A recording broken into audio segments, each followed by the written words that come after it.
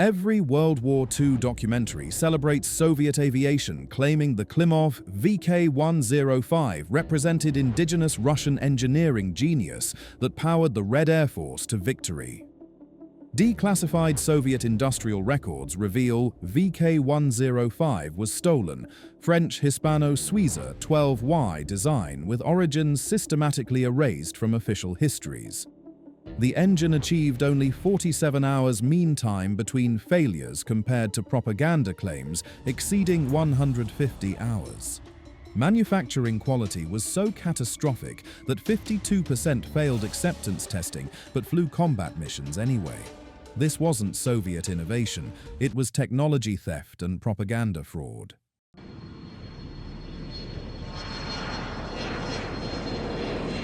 The Klimov VK-105 receives credit as pinnacle of Soviet aviation engineering, but declassified industrial correspondence reveals it was completely derived from French Hispano-Suiza 12Y engine designs that Stalin's regime appropriated through industrial espionage while systematically erasing French origins from all official documentation.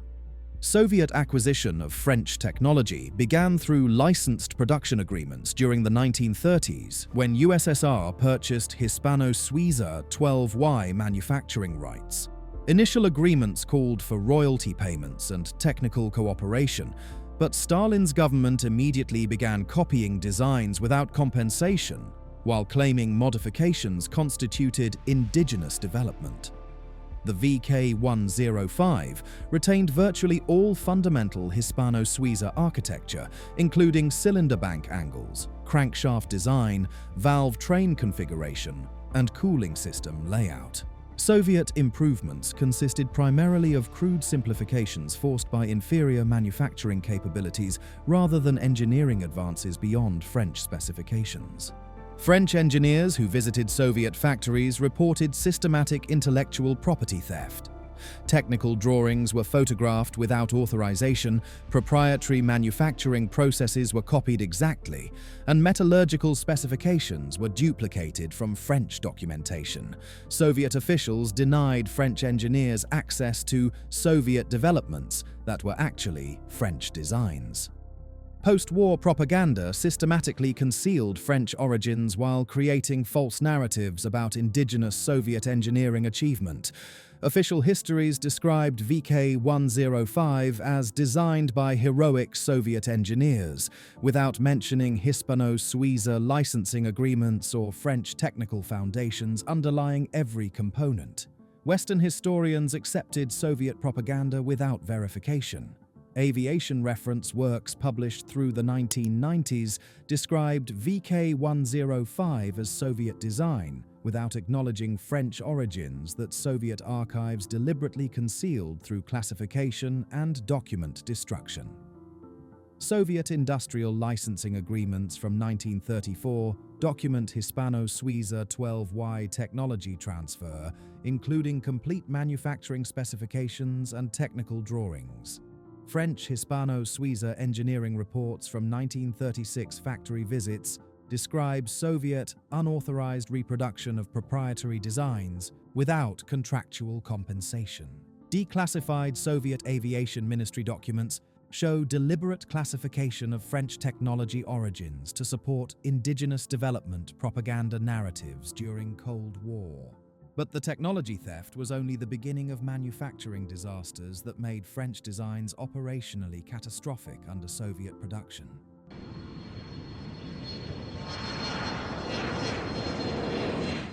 Soviet manufacturing facilities proved completely incapable of producing VK-105 engines meeting French Hispano-Suiza quality standards, resulting in catastrophic quality control collapse that created engines failing within hours of operation while killing pilots who trusted equipment that should never have left factories. Acceptance testing rejection rates exposed systematic production failures. Quality control inspectors rejected 52% of completed VK-105 engines due to dimensional tolerances exceeding specifications, component defects, and assembly errors. Production quotas, forced deployment of rejected engines marked limited operational use that flew combat missions despite documented defects.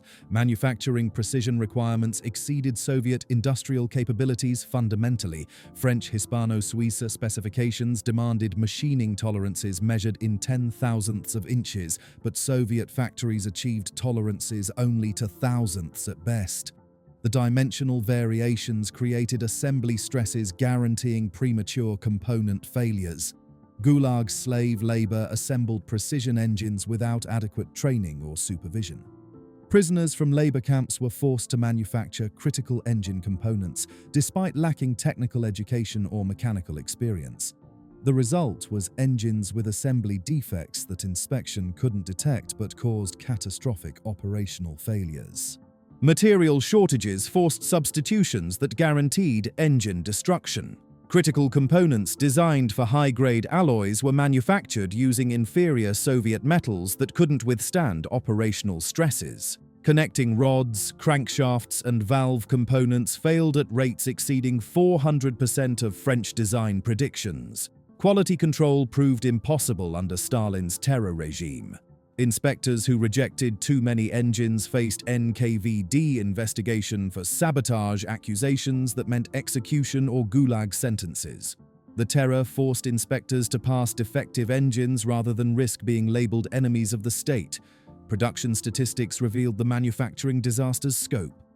Soviet factories required 340% more manufacturing time per engine compared to French Hispano-Suiza facilities while achieving quality levels catastrophically below French standards. The inefficiency consumed resources desperately needed elsewhere. Soviet aviation industry production reports document 52% rejection rates during VK-105 acceptance testing, with 73% of rejected engines deployed under emergency production authorizations. Gulag administration records show 12,400 labor camp prisoners assigned to VK-105 component manufacturing despite lacking technical training or mechanical expertise. Comparative manufacturing analysis reveals Soviet factories required 340% more production time than French Hispano-Suiza facilities while achieving dimensional tolerances 3 times worse than design specifications. But the manufacturing catastrophes were nothing compared to the operational disasters that killed Soviet pilots in combat.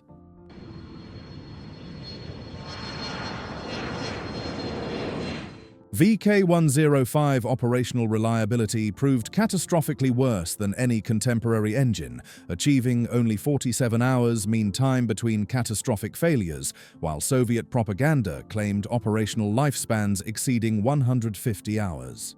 The engine killed more Soviet pilots through mechanical failures than German fighters destroyed in multiple operational sectors. Mean time between failures statistics exposed fundamental unreliability. VK-105 engines averaged only 47 operational hours before requiring complete replacement or major overhaul compared to German DB-605 engines achieving 87 hours and Allied Merlin engines reaching 287 hours. Soviet pilots couldn't complete standard deployment cycles before engine replacement became necessary. Bearing failure modes proved particularly deadly and frequent. Main crankshaft bearing disintegration caused complete engine seizures during flight operations with no warning. Soviet pilots reported total power loss followed immediately by engine fires that gave insufficient time for emergency procedures or safe forced landings. Cooling system disasters plagued VK-105 operations throughout service life. Inadequate coolant capacity and marginal radiator design caused chronic overheating during any sustained combat operations. Pilots were forced to reduce power settings during critical engagements, surrendering tactical advantages to maintain engine temperatures within survivable limits. Combat unit casualty statistics revealed the deadly reality. Multiple Soviet fighter regiments lost more aircraft to VK-105 engine failures than to German enemy action during 1942 to 1943 operations. Pilots faced greater danger from their own power plants than from Luftwaffe opposition. Soviet pilots refused assignments to VK-105 powered aircraft when alternatives existed. Multiple documented cases involved pilots requesting transfers to units flying earlier M105 variants or demanding conversion to different aircraft types. The refusals were classified as state secrets to conceal reliability crisis. Maintenance requirements crippled operational readiness catastrophically. VK-105 powered regiments maintained only 38% operational readiness compared to 61% for units flying earlier engine variants. The constant engine changes and repairs consumed maintenance resources while reducing combat capability. The reliability crisis remained classified to protect Soviet propaganda narratives. Accurate casualty statistics and engine failure data were labeled state secrets, preventing honest assessment of operational problems or engineering improvements. Soviet Air Force maintenance statistics, declassified in 1991, document VK-105 mean time between major failures of 47 operational hours. Red Air Force operational records show multiple fighter regiments losing more aircraft to VK-105 engine failures than German combat action during 1942 to 1943 operations. Soviet pilot transfer requests, archived in military personnel files, document formal petitions to avoid VK-105 powered aircraft, citing unacceptable mechanical reliability endangering pilot safety. NKVD classification directives ordered engine failure statistics labeled state secrets to prevent negative impact on public morale and military confidence. But even the operational disasters couldn't hide the systematic performance fraud Soviet propaganda perpetrated for decades.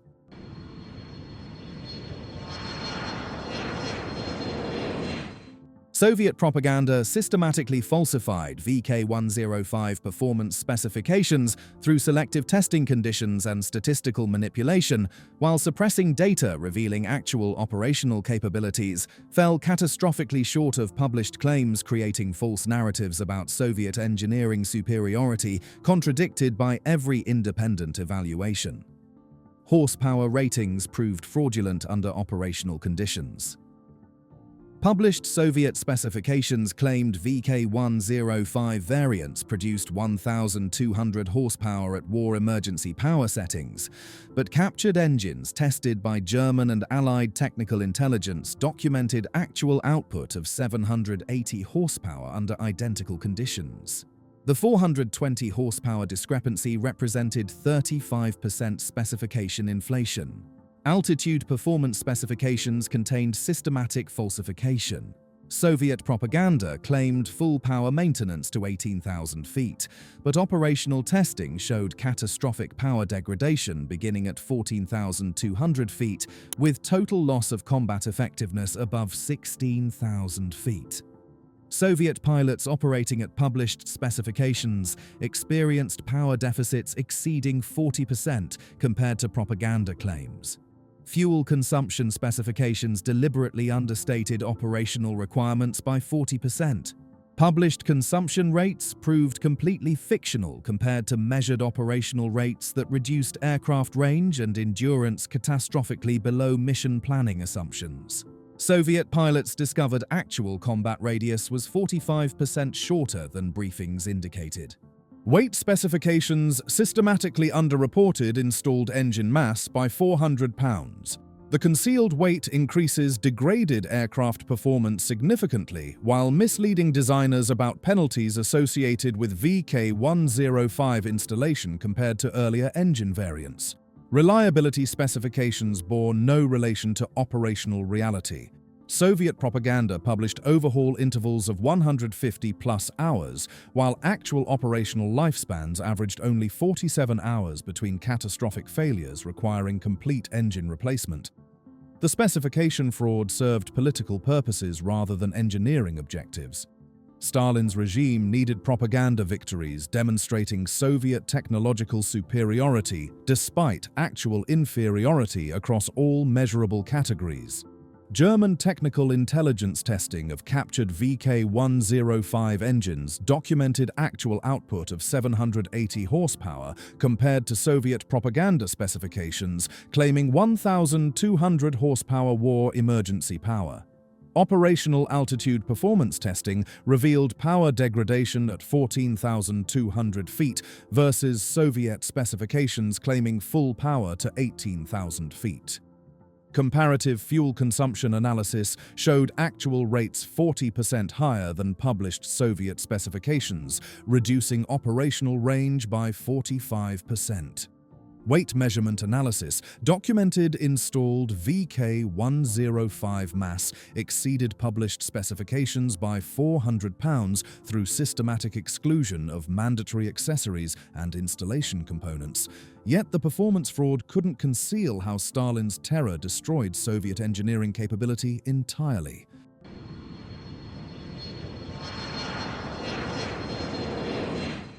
Stalin's Great Purge systematically destroyed Soviet aviation engineering expertise through NKVD arrests and executions that eliminated the technical knowledge necessary to fix VK-105 reliability problems while creating terror environment preventing honest reporting of design flaws or manufacturing failures. Klimov Design Bureau suffered catastrophic personnel losses. Between 1937 to 1939, NKVD arrested 47 senior engineers from Klimov facilities on fabricated sabotage charges. 32 were executed while survivors spent years in gulags. The purge eliminated institutional knowledge essential for resolving fundamental engine problems. Senior engineers faced execution when engines failed operationally. Stalin's regime treated mechanical failures as evidence of sabotage requiring death sentences. Engineers who reported reliability problems risked NKVD investigation that meant torture, false confessions, and execution. The terror made honest engineering assessment impossible. Replacement engineers lacked expertise and lived in constant fear.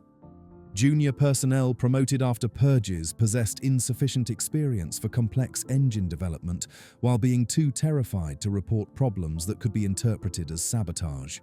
The result was catastrophic design flaws that went unaddressed for years. Terror prevented systematic failure analysis, essential for engineering improvement. When engines failed catastrophically, investigating actual causes risked discovering manufacturing defects or design errors that might be labeled sabotage. Safer to attribute failures to pilot error or enemy action than risk execution for revealing systematic problems.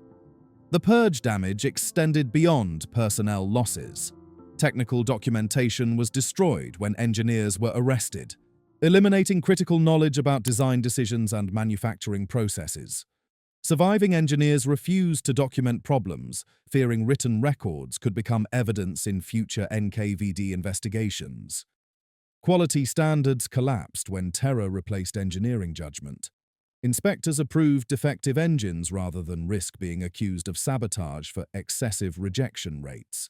The terror guaranteed that manufacturing quality would deteriorate rather than improve. NKVD arrest records document 47 Klimov Design Bureau engineers arrested during 1937 to 1939, with 32 executed on sabotage charges. Soviet aviation industry personnel files show systematic replacement of experienced engineers with inexperienced junior staff lacking technical expertise for complex engine development.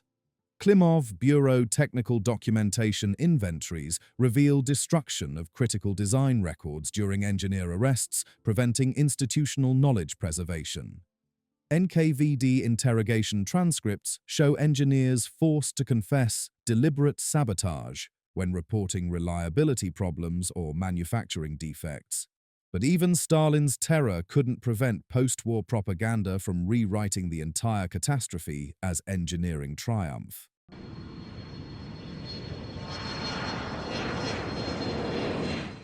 Soviet propaganda orchestrated comprehensive historical revisionism that systematically erased French Hispano-Suiza origins while creating false narratives about indigenous VK-105 development representing Soviet engineering genius.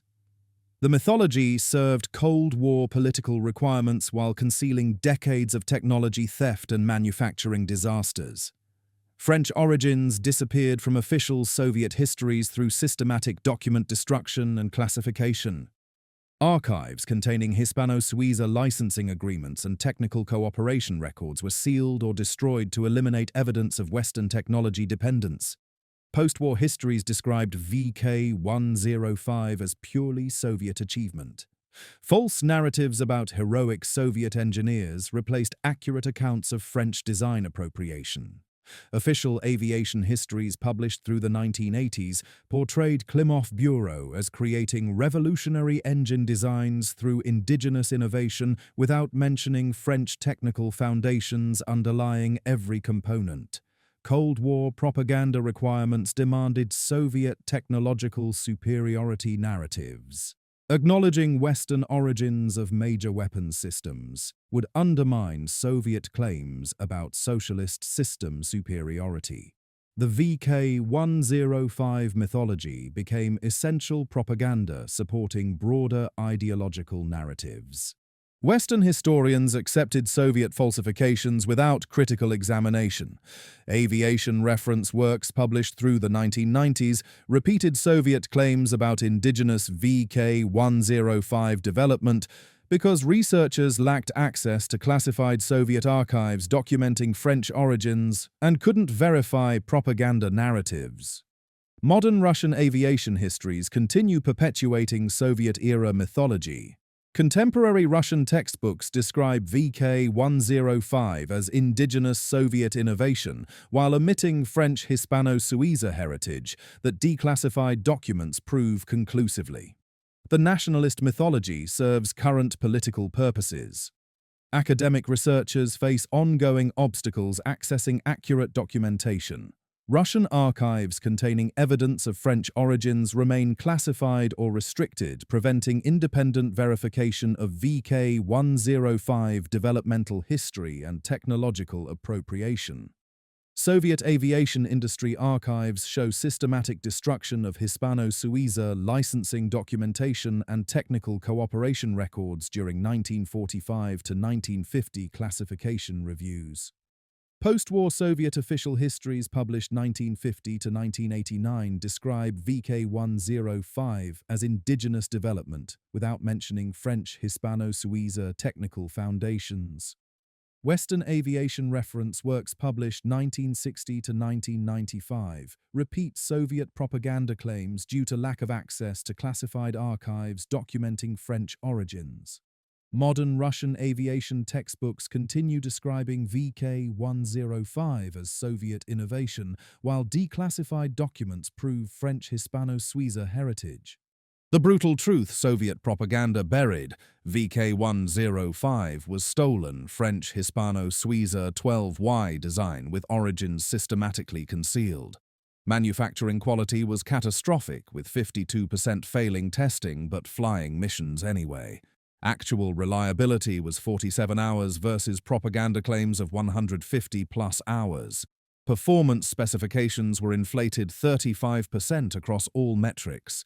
Stalin's purges destroyed engineering expertise while terror prevented fixes. Post-war propaganda rewrote French theft as Soviet genius that modern Russian textbooks still repeat. Check out more declassified Soviet aviation frauds on vintage planes.